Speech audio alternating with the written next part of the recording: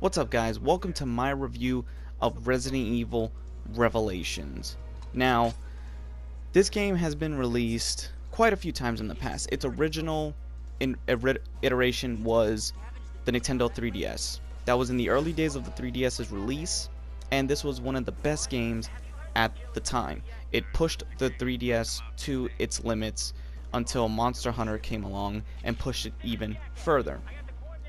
This was one of the greatest entries in the Resident Evil series, especially the fact that one of the best entries was on a portable, and now that it's been ported over to the PS4 and the Xbox One, because originally it was also put onto the Wii U, the PS3, Xbox 360, and then now we're up to this generation. That just shows how good this game is, and for $20, the price point that it's asking for is not bad, because this Resident Evil game is one of the best. I know people right now say, oh, 4 is the best, and some people even feel that the new one, 7, is the best.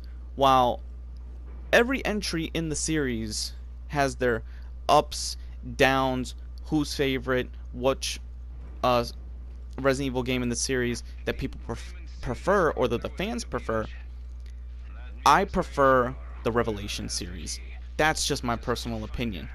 I like Revelations 1, I like Revelations 2, and rumored is that next year we're getting a Revelations 3. I can't wait for that, because Revelations went back to what made Resident Evil great. It shows that yes, you can have that third person over the shoulder camera view and still make it a scary, claustrophobic game, because Resident Evil 4 is when it first introduced this third person action view. Resident Evil 5 and 6 just took it completely away from the realm of survival horror, though I do like part 6. My least favorite is part 5. This one is my favorite over part 4, and I'm gonna tell you why this game, I feel, not only helped push the series back into its horror direction, that they should continue the Revelation series alongside now the new iteration, which is the first person viewpoint that now they have gone to. Resident Evil Revelations, the timeline, that's one of the best things about this game. It takes place between 4 and 5, filling in a story before Resident Evil 5 with Chris Redfield and Jill being taken over with the mind control device, because in this game you alternate between different characters, primarily Jill Valentine and Chris Redfield. The story takes place on a boat, and it also takes place in either segments from the past, segments that are happening right along the main story that's going on with Jill on the ship, and a whole bunch of BOWs and infected type of creatures. Now, regular zombies are not in this one, which, as much as I want Resident Evil to bring back the original zombie type of creature, because nothing beats going against a regular zombie, but the BOWs in this one, especially these gray, gangly looking creatures, they're very similar to the creatures in Resident Evil 7. These are the closest things you will get to zombies, but classic monsters return. The only classic monster that does not return is a licker. But you have the dogs, you have the hunters, you have a new variation of the hunter, which is this camouflage one where it can just go invisible. They also bring back the fish, the infected fish. They bring these new weird type of crab monsters. They got really creative with the amount of enemy types. There's not a lot of enemy types, but that's fine, because for the enemy types they do have, they are difficult to take down. They are no walk in the park. The ghost hunters, the regular hunters, even these, I don't know the name, I just forgot the name of these infected in the game that you fight on the ship, the gray looking creatures. They have different variations. They have the standard walkers, the exploders, the launchers, the boss battle type ones, which the boss battle creatures, they're creepy in themselves. They fit right at home with, obviously, Resident Evil creates when they create these BOW creatures. And playing as other characters in one-off missions in a very episodic storyline, because that's how the game is presented. I don't remember on the 3DS if it was episodic. I just remember going from level to level, but not being like where it says episode 1, episode 2, like Revelations 2 did.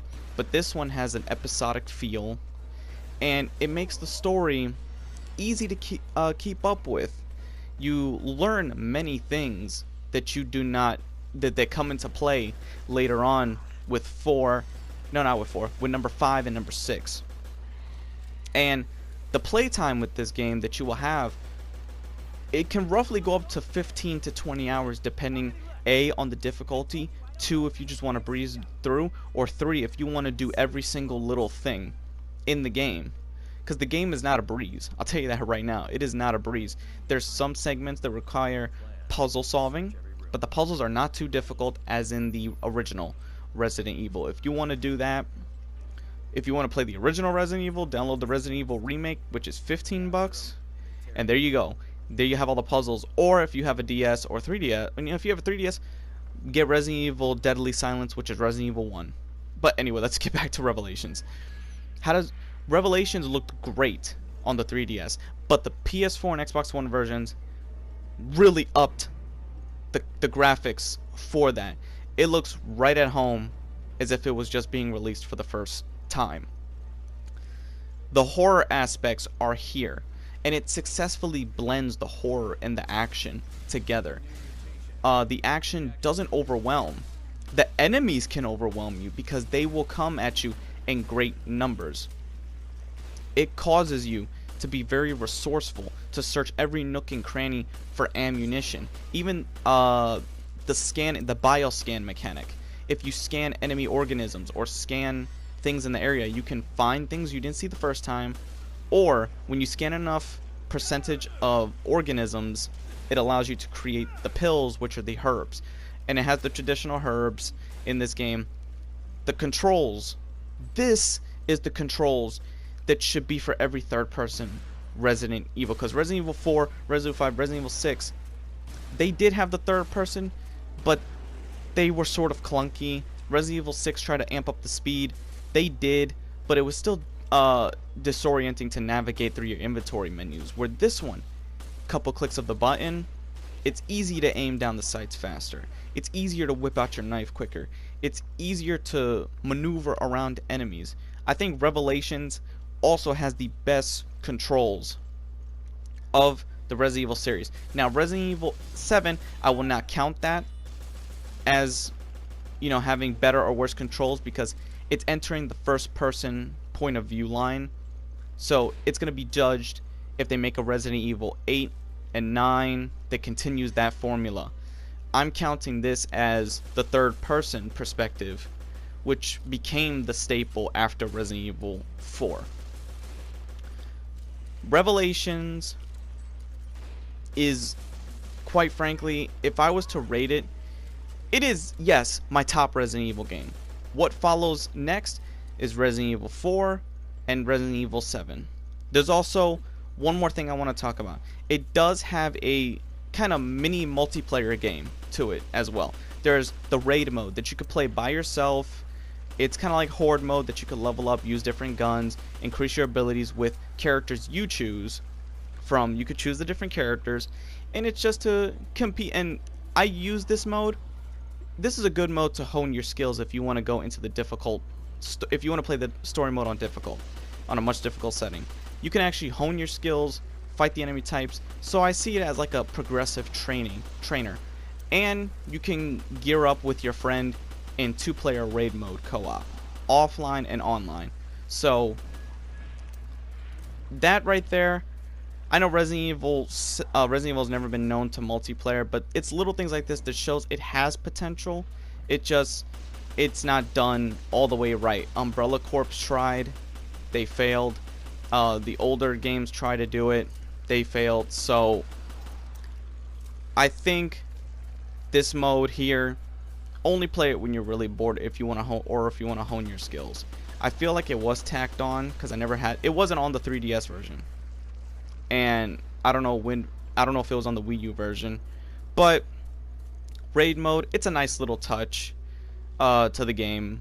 as well. So if you want to do something different, play that mode. But anyway, for the full package of Resident Evil Revelations for $20, you can't beat it.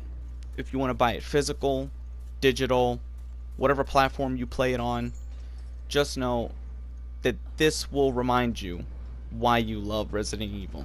Because I know Resident Evil has had a shaky history, but this game right there, it still holds up today. I regret not beating it on the 3DS because I never beat it. This was the first time I beat it, and it took playing it on the next generation consoles to do it. But I think this version is the true way to experience it, and if you don't own it or never played it before, pick it up, and then pick up Revelations 2, because I don't know if I'm gonna go back. I might just go back and re-review that game in greater detail, because this game, without the Revelation series, we wouldn't have had Resident Evil 7, because this game was taking it back to the survival horror roots, and then Resident Evil 7 gave us survival horror, but in a different lighting and in a new way. So if you like this game, leave it in the comments section. If you guys have played it on its original iteration of the 3DS or any iteration between now and then, please let me know, and subscribe to the channel, like it, or if you don't like the video, either way you watched it. So until next time, guys, this is John with John Kill 3D Gaming.